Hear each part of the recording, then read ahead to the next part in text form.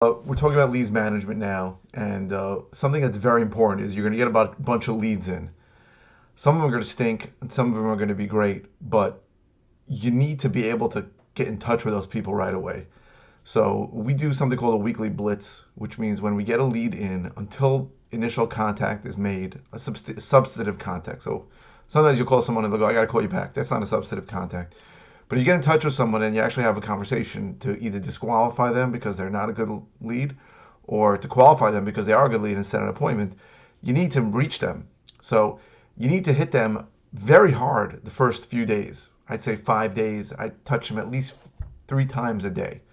So the obvious fear there is what if the guy is repulsed by my multiple attempts to contact him?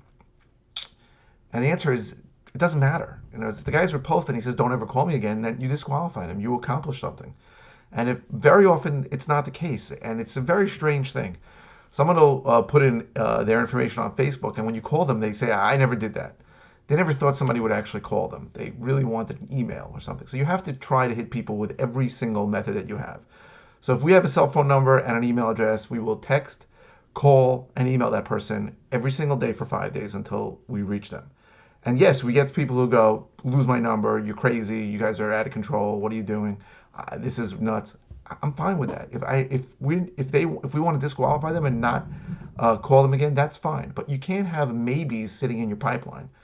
And to be honest, we still do. We can hit people as many times as we can, and they still cannot reach us. And you have to put them in for follow up. But the point is, you can't over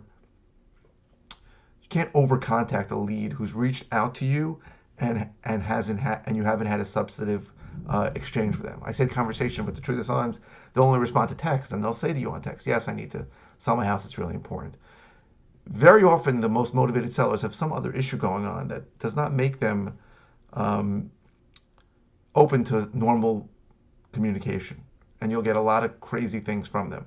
But you have to get at least a 90% connect rate within the first week. And obviously, the quicker the better. In 5 minutes is really what you should be doing.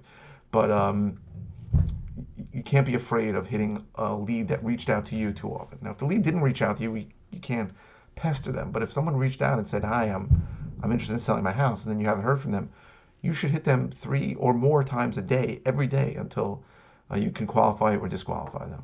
We call that the blitz.